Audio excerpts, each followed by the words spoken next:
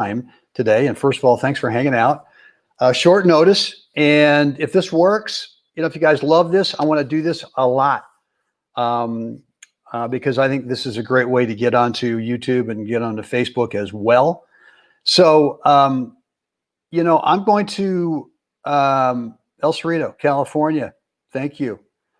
I'm going to start this video. And I don't know if you can hear the audio. I'm assuming that you can see it playing. In fact, let me go ahead and back this up. Just someone type in there, can you hear the audio? And if you can't, that's fine. Doesn't matter. But let me know, is there audio coming through? If not, that's fine. So yours truly right here with the return to serve. This is Court 9, the world famous Berkeley Tennis Club. A match I played a while ago, just a practice match. And what we're going to look at here is eventually I'm going to play an overhead. And I'm going to kind of bust that myth that I think a lot of players think about with their overhead. And here it comes right here. So look, if you take the term overhead, maybe not for you, but I certainly decades ago thought, well, gosh, maybe I need to play the ball. Maybe you need to position my feet so that I get to make contact over my head. I mean, that sounds kind of normal, right? And so for a long time, that was what happened. I was positioning myself so that the ball was played over the top of my head. And sometimes it would be too far in front. Sometimes it would drift to my left as right-handed player. Sometimes it would get back behind me. But my footwork was always such that I was always setting up with a ball that if I didn't hit it, it was going to literally land on top of my head. And where I got that, I don't know, other than just interpreting, trying to literally, interpret, I got to play an overhead. So that didn't work out. I mean, certainly I could get the ball in play, but really what I want to help you guys with is how do we get natural power when we play the overhead, whether it's like this one, which is on the fly, or whether you let it bounce. It's kind of like the serve. I like to play it more to the right? I like to position my feet so that I get more of the contact to the right of me as a right-handed player, because from here, it's kind of like, it's like a natural throwing motion, right? I mean, it really is like a natural throwing motion, which is when we throw, we don't actually come from behind our head and release the ball from on top of our head. And by the way, I got out today with my friend Owen, and we brought our baseball gloves out and a hard ball. And for about 10 minutes, we played catch. And, that's nothing more than just, when you play catch with someone, you don't come out from behind your head. You actually throw the ball from, and you release it, if you're right-handed, to the right. It comes out over your throwing shoulder. And so today's thing with him was warming up, was just simply trying to kind of loosen up the shoulder. But if you look at this, and I'm going to play this in real time a little bit so that you can see that you're to get a lot more swing speed, a lot more natural swing speed there, right? And look, I don't have the biggest overhead in the world. The guys I play with, like I got a doubles partner, Chris Morgan. He can absolutely unload on the overhead. And I guarantee it, he's a right-handed player, that he allows the feet to get to the side of the lob so that from here, you can naturally, as if it's a throwing motion, and there you can kind of release the wrist. You can just let it release.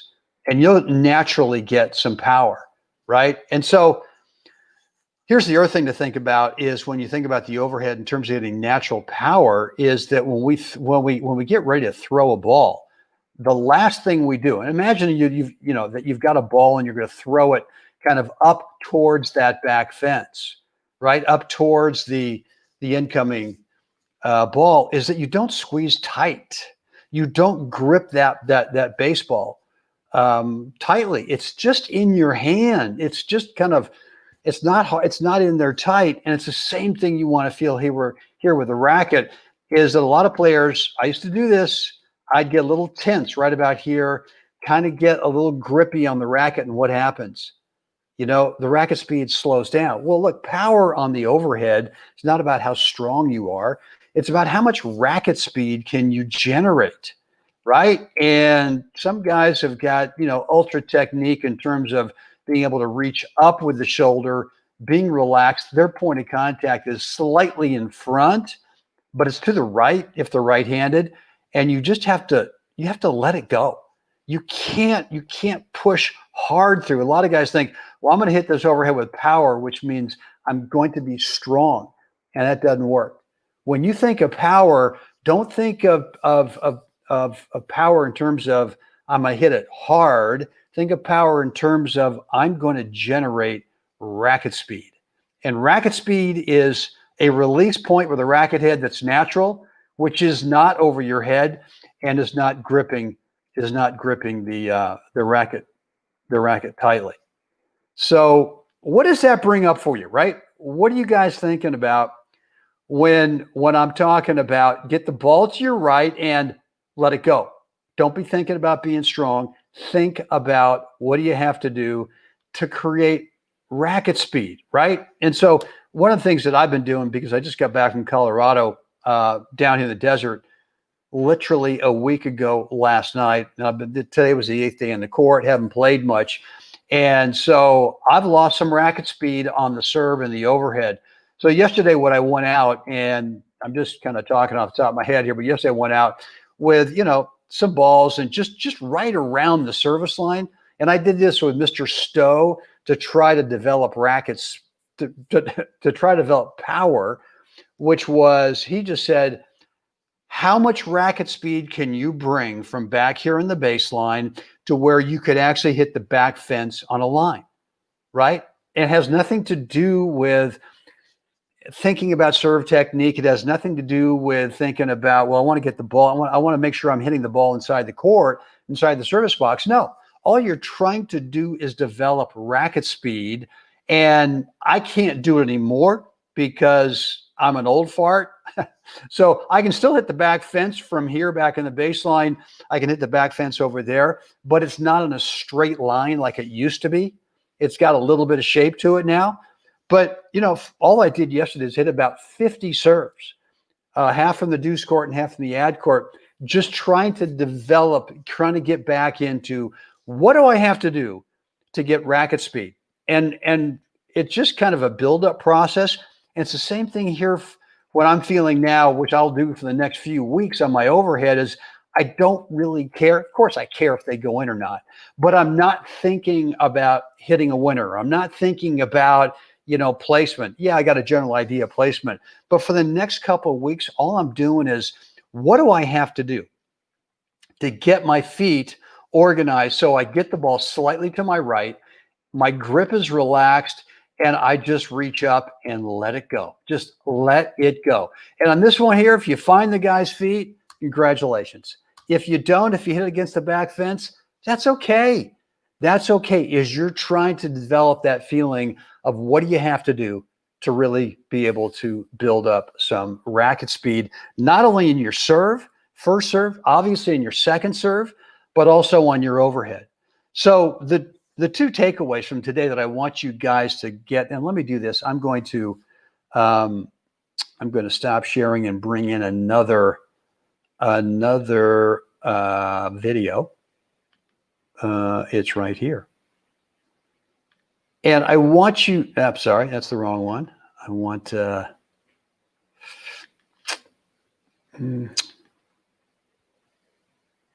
this one. Yeah. Okay, here we go.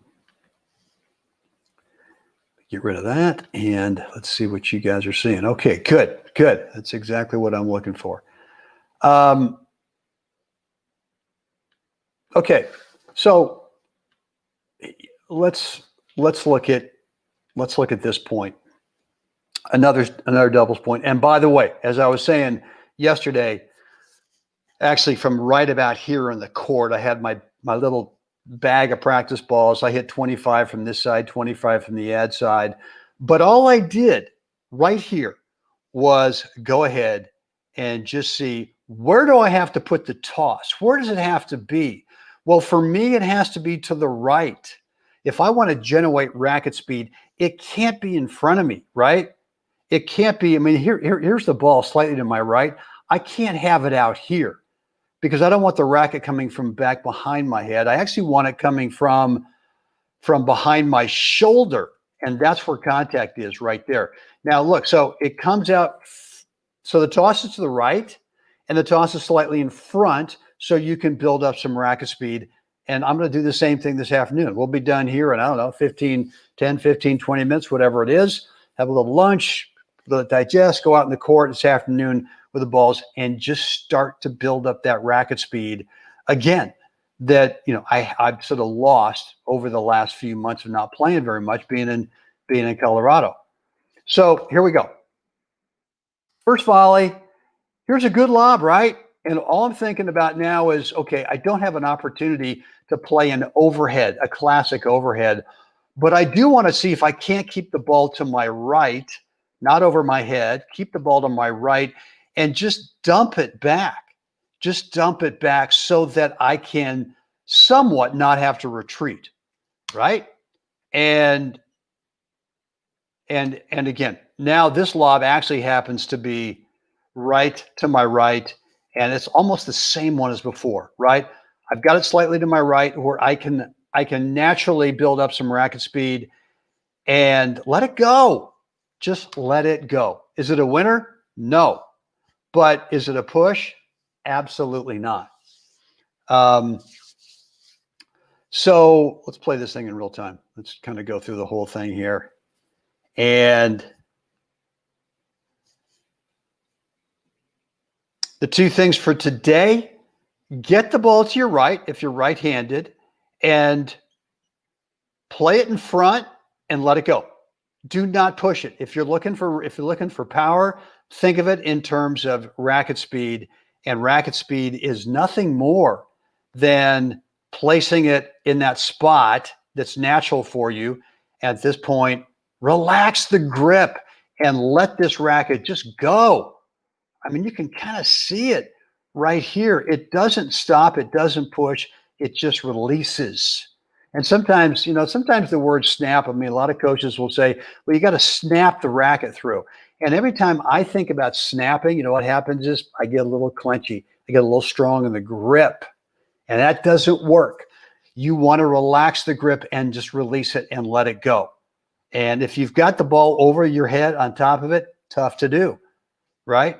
So there you have it. All right, guys, look, I am going to go look at the comments here. I want to give away at least one copy of my full overhead course. And I'm going to look at who's coming up with some great questions. Yeah, Teresa, I'll tell you what, Teresa, I'm going to answer your question. I love this. And let me make sure I write it down. And in fact, Teresa, here's what I want you to do. Send me an email. Let me do this. Send me an email to right there. Let's go with, that's fine. Yeah, Brent@webtennis.com is the email I want you to send me an email because I'm going to answer your question here. I want to send you a copy of it.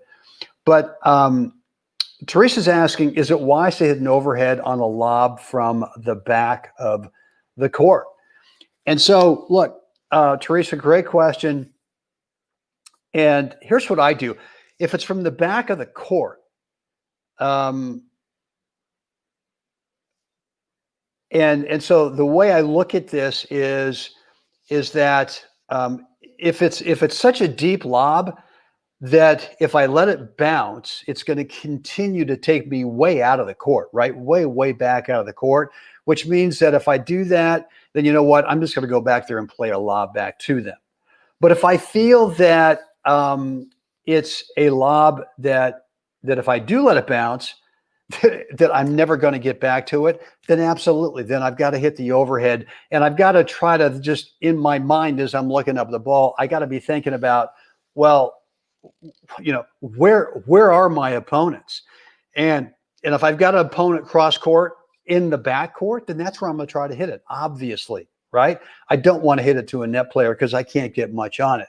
Now, if it's a really, really high, deep lob that is going to bounce and kind of go back straight up, then I'm going to really hustle back. I'm going to get in position, let it bounce. And could I play an overhead from back there in the baseline? Sure, I could. Sometimes I will.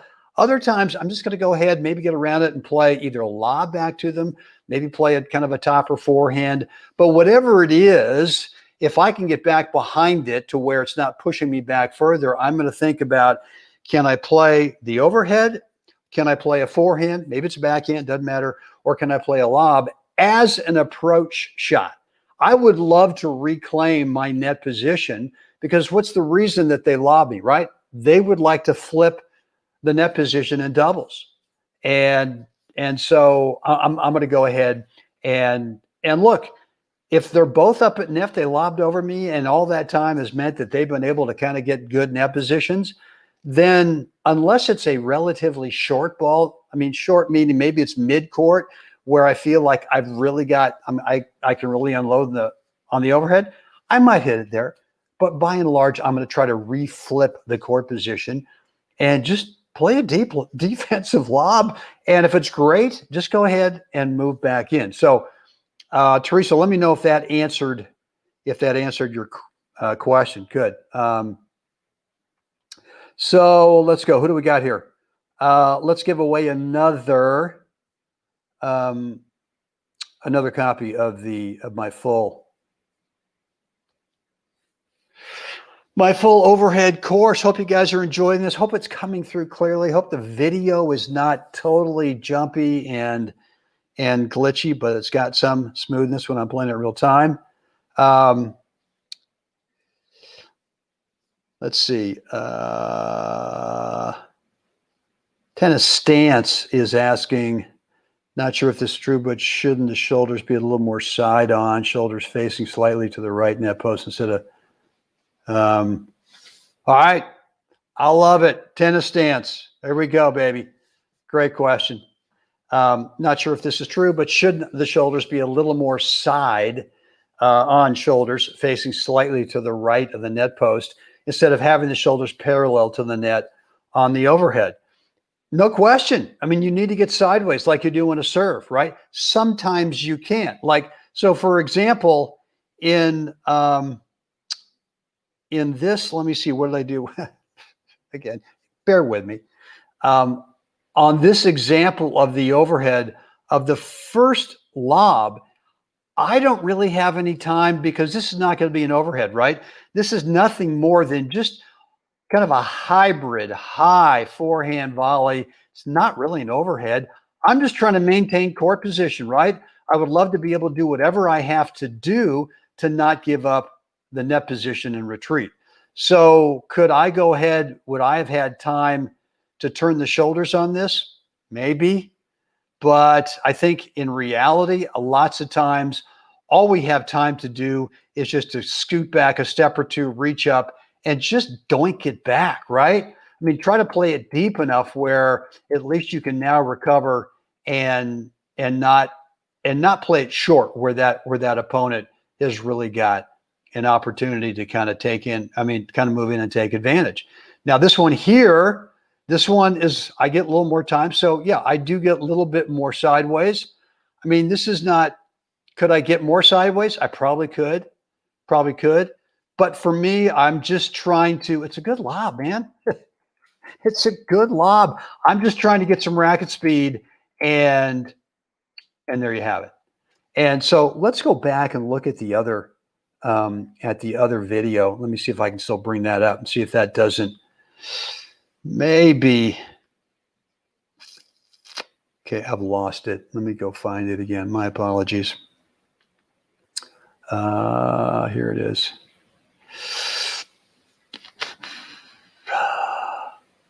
I've closed it. Guys. I'm sorry. My apologies.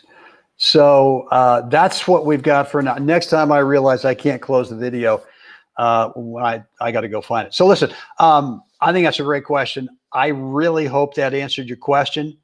Let me bring this back up. Tennis Stance, did that help at all? Did that make any sense at all? Okay, good. Tennis stance. I'm going to send you. I want to send you a copy. So why don't you go ahead and just send me an email, Brent@webtennis.com. Got Teresa and tennis stance here. And I'll go ahead and send you a copy of my full course on the overhead. Who else we got? Guys, what's going on? I want the comments. Again, I'm new at this. What's up, Tennis Paris brothers? What do you got here? Yeah, I mean, if you want to send me a video, if you want to send me any kind of videos, I'm more than happy to analyze your video. I mean, a lot of people don't want to see them on video, so they don't even take it, right? They don't even shoot the video. But if you've got a video you want me to take a look at for the singles and doubles, more than happy to do a couple things. Number one is to talk about, what's the right shot, which is shot choice and court positioning. And then number two, we could do a little technique on one of the shots if you want to do that. So I'm more than happy to do that. Mark is saying, I noticed that the first thing you do with your feet is a drop step with the right foot. Is that recommended? For me, it is. But for other players, it's whatever is natural for you. Here's what I would tell you, guys, on footwork is obviously the last thing we want to start doing is backing up, right, where you're totally facing the net, because I've seen this, and I tragically saw a guy in Florida. He wasn't on my court; he was somewhere else, and I just happened to be picking up balls from a lesson. This was in Key Biscayne, Florida, mid-70s, and here's a guy, relatively older guy, probably 70s, and gets lobbed. He backs up, literally backs up. There's no shoulder turn at all. Trips, and the first thing to hit as he goes back is back of his head, and tragic. So, and look, coaches, I mean, I've done this with players before on my teaching court, whether it's singles or doubles, and the first thing I tell them is when you back up, when the lob goes up, you have to turn your shoulders, and the first step has got to be you've got to go sideways.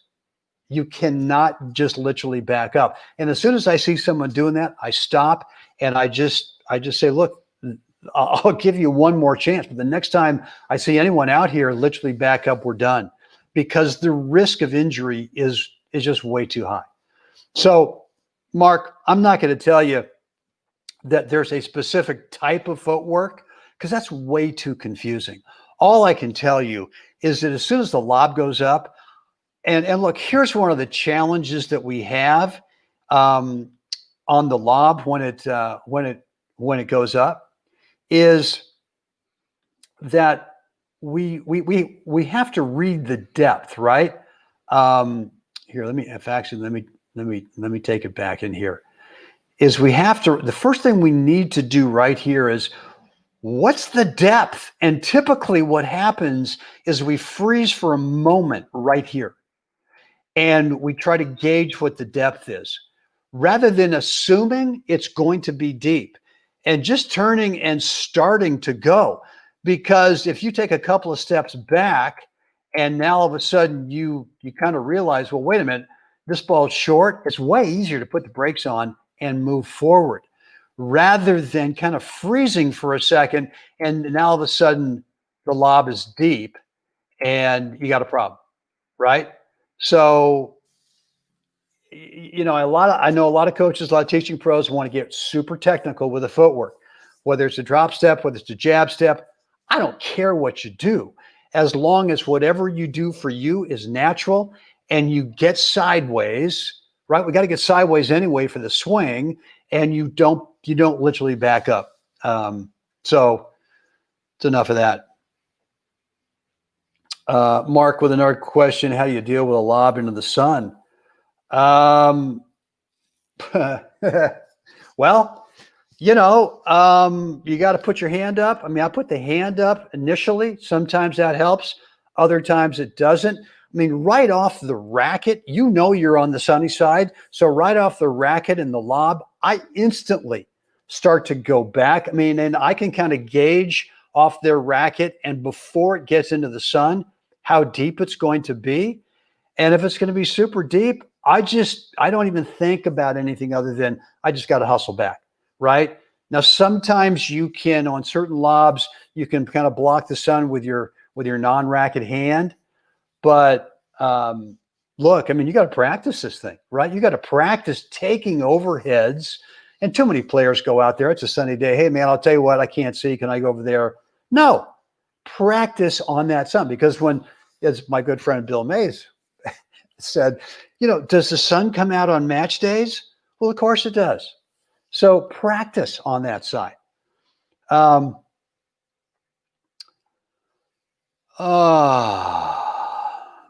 Okay.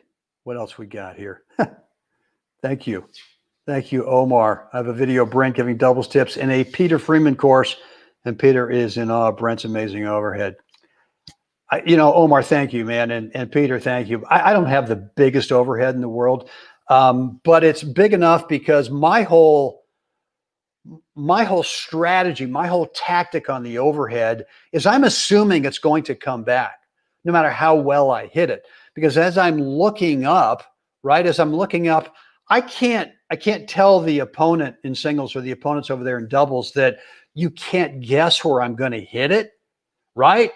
I mean, even if it's a big, fat, wide opening, doesn't mean that as I'm looking up that they're anticipating that's where I'm going and they start sprinting over there, right?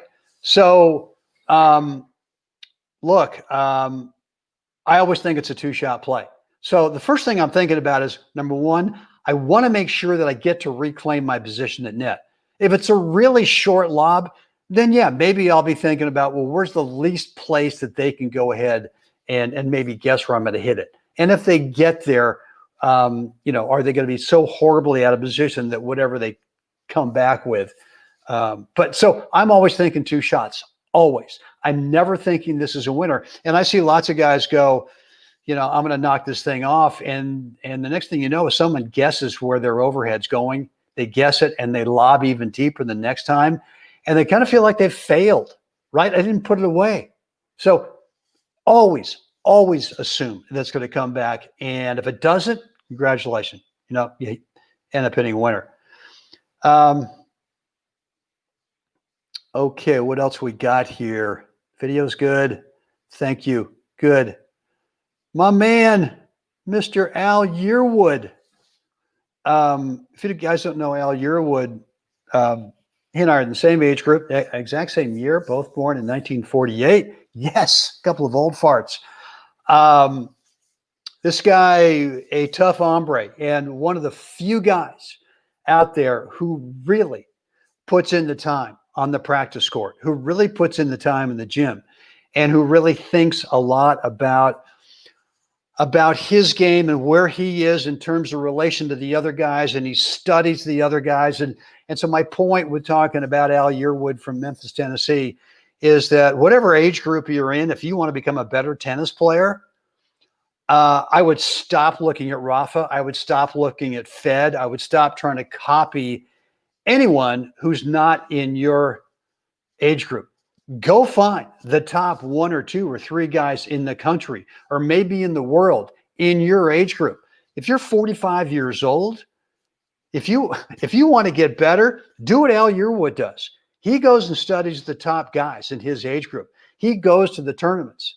And if he doesn't win the tournament, he sits around for a day or two and he studies these guys. And so if you really want to see if you want to win more matches, go study the guys in your age group. All right, Al, I'll get to your question, man. The problem, partner goes back for the overhead without turning. He scoots back without turning. How do you fix it? Hey, man, Al, the only way to fix it is you got to go out there and ask someone, hey, would you mind hitting me 25 lobs in a row? And you're not even thinking about the quality of the hit on the overhead. All that you're doing is you're trying to now develop that footwork pattern. And whether it's you or whether it's someone else, I mean, look, the most important thing about the overhead are the first two steps, right? The first three steps. Can you get turned with the shoulders, and can you make your feet, I mean, at least go sideways, right? At least side to side. But you can actually point your toes back to the baseline that you're running back away from, back towards, right? And still be looking forward. I mean, you can still be looking forward and actually be running backwards. And I'm not talking about backing up. I'm talking about turning, having that kind of flexibility. So you have to train it. And I do this. I mean, I ask my buddy Owen, hey, would you throw up, a few lobs for me? And I'm not thinking about the overhead. All I'm thinking about is, am I making sure that my instincts when the lob goes up is the first thing I do? Because I don't want to be standing there in a real match trying to gauge what the depth is going to be and then start. I always want to assume it's going to be deep. So the first thing I do, that lob goes up, I turn, the feet start to go, at least shuffle sideways, if not actually run back. And it's maybe for me, it's just not a natural thing.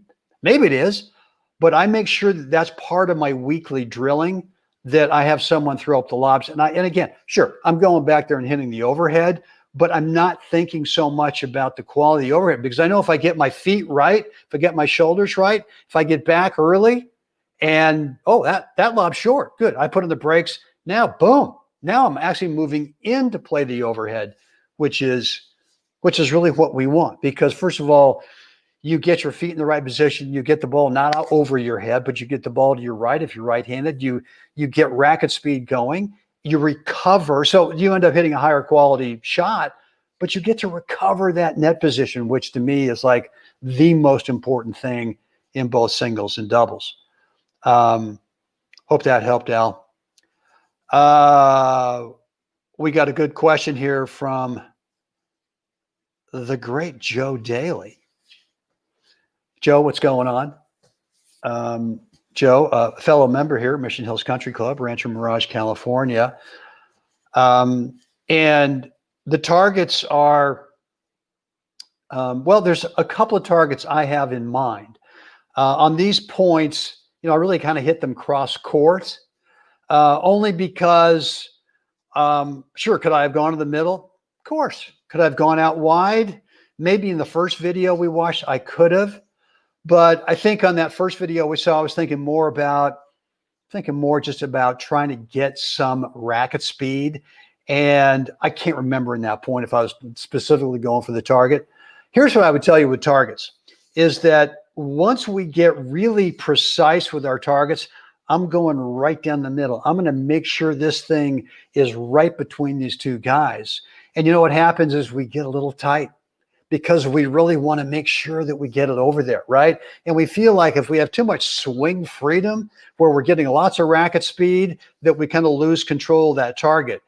And if you're going to err on one side or the other in terms of placement or racket speed, I'd rather have you, at least for now, develop the racket speed where you're really getting some racket speed.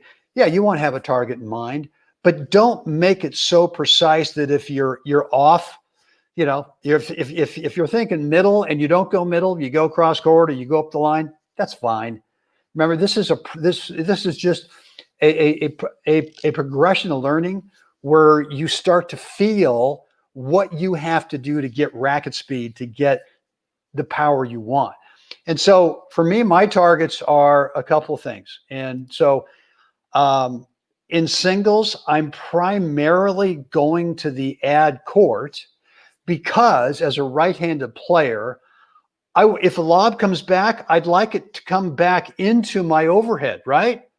So as a right-handed player, if I can play my overhead to that ad side, when they lob back, it's going to be coming into my overhead. If I hit my overhead to the deuce side, it's easier for them to lob slightly up the line, which now makes it to my backhand side, which means that if I'm going to play an overhead, I've really got to get around it. So that's kind of thing one. Unless I got a wide open court in singles, then that's when I'm going to do it. And then in doubles, I like to play my overhead to that. I'm thinking of, well, if my partner and I are both up at net, And that's, I mean, look, if we have a righty lefty combo, then it's a no brainer. If my partner is a lefty and they're in the deuce court and they've got a better overhead than I do, then you know what? I'm playing my overhead, assuming that I'm not going right at somebody, but I'm playing it over to the deuce side. And the reason for that is the lob's likely to come back into the middle towards my partner, right? And he's got the better overhead. So that's kind of my strategy. It's not real fancy. I'm just looking, and like I said before, I'm assuming it's coming back because I can't tell those guys to not guess where I'm going to play it. So why not play it unless you have a fat opening somewhere else? Play it to that side to where if it does come back, it naturally comes into your overhead. One more question from Joe here is, when you see a lob being hit, what is your first step? I mean, Joe, it is, I'm assuming it's going to be deep. So as soon as I see that guy, and look, lots of times we can actually kind of read out of our peripheral, we can read that racket, right? And we can see that it's going to be a lob. I just start moving back. I get sideways with the shoulders and start moving my feet back.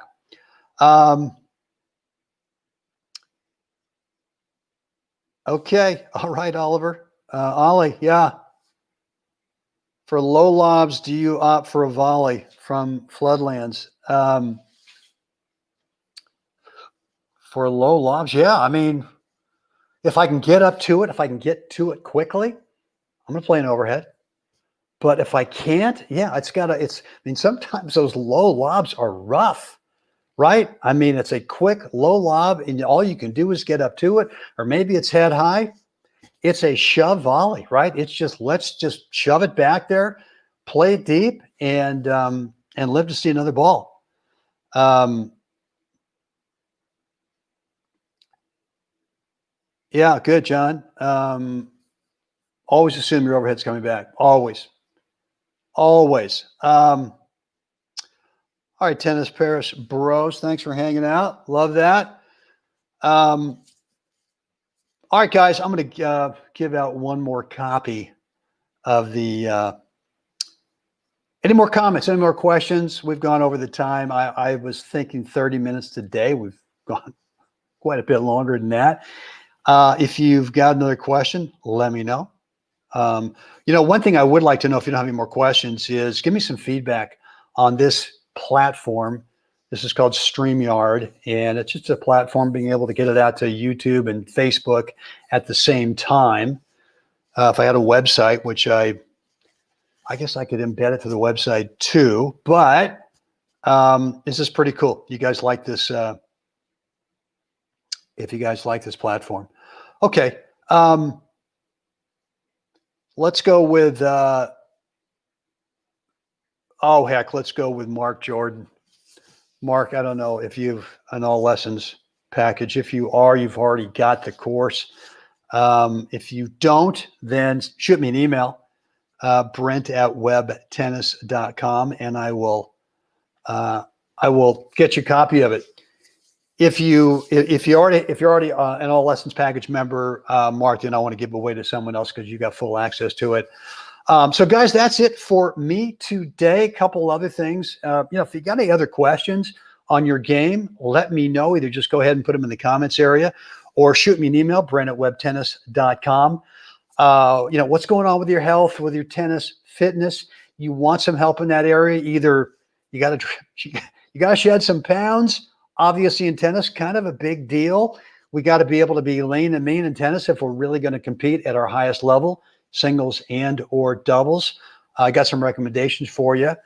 And look, if you're open to taking a look at something else I'm doing business-wise, if you want to take a look at a quick peek at a little side business I've got going, be more than happy to show that to you. If not, no problem, no sweat. That's cool. But, if you got some interest in that, brent@webtennis.com. And what else we got here? Tennis Stance, thanks for hanging out. William P., Cape Coral, Florida, thank you. Floodland, good deal. Thanks for going on. Joe Daly, thanks, man. Okay, good. Joe, I'd love to know where your ball machine is, and where you go. Maybe you go out in the hard courts. Anyway, let me know. Maybe I'll join you out there and see what you're working on. All right, guys. If there's nothing else, thank you so much for hanging out with me today. I enjoyed this as always. Love these live sessions with you guys. Love getting the feedback and any questions, comments you might have. Even after we're done, just go ahead and load them up into the comment section. As always, hold on.